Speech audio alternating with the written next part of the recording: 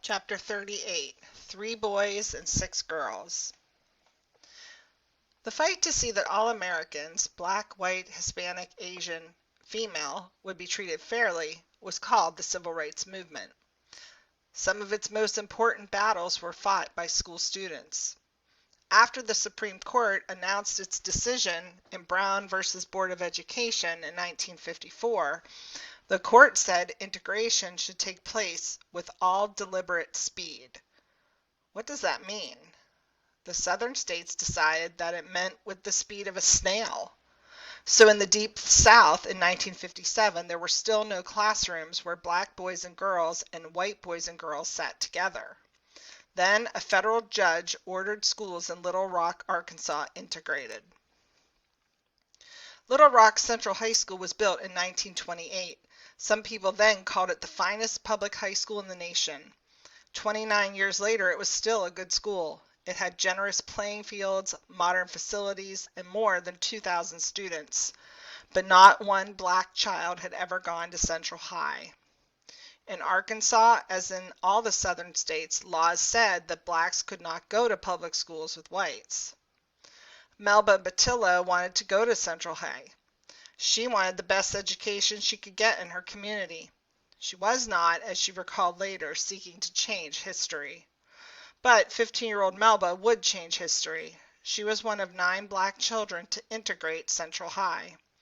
At first, she didn't expect problems. Neither did most people. Little Rock citizens thought their city had good race relations, but some people in Little Rock decided to fight integration. They used threats, rocks, and nasty words. Others, who might have shown some courage, kept quiet.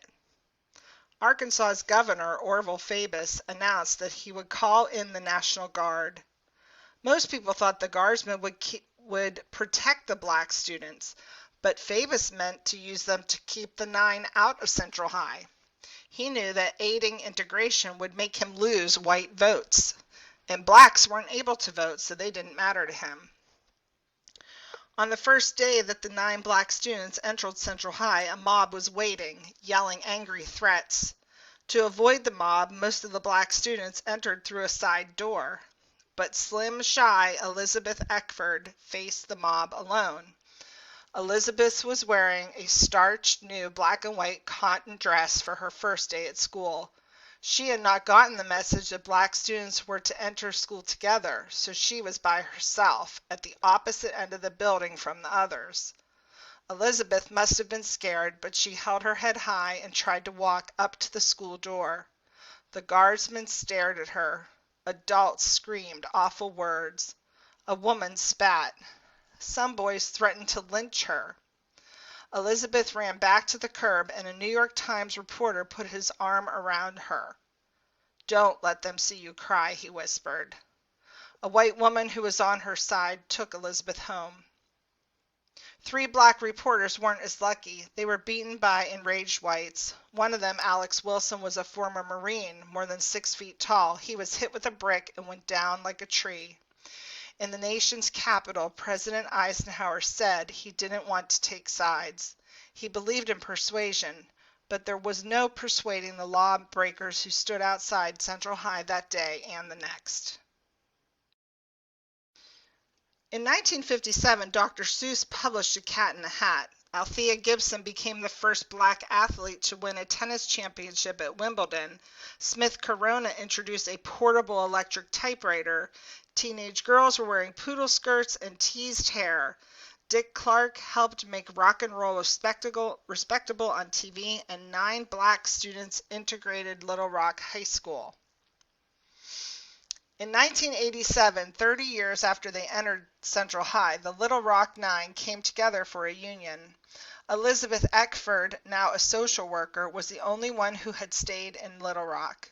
Thelma Mothershed was a teacher in Illinois, Terry Roberts a professor at UCLA, Minnie Jean Brown a writer and mother of 6, Jeff Thomas a Defense Department accountant in California, Ernie Green a vice president of New York investment firm, and Carlotta Walls a Denver realtor, Gloria Ray, a magazine publisher living in the Netherlands, and Melba Patillo, a communications consultant and author living in San Francisco.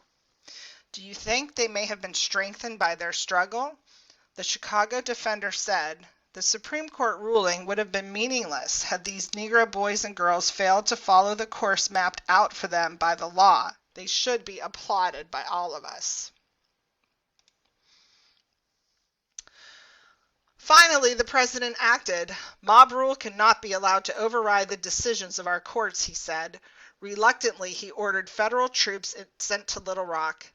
Then Melba Patillo, Elizabeth Eckford, and the other black students entered through the front door. Ernest Green remembered the convoy that took him to school. There was a Jeep in front and a Jeep behind. They both had machine gun mounts. The whole school was rigged with paratroopers and helicopters hovering around. We marched up the steps with this circle of soldiers with bayonets drawn. Walking up the steps that day was probably one of the biggest feelings I've ever had. At the end of that year, Ernest became the first black person to graduate from Central High. "I figured I was making a statement and helping black people's existence in Little Rock," he said. "I kept telling myself, I just can't trip with all those cameras watching me. But I knew that once I got as far as that principal and received that diploma, I had cracked the wall." He was right.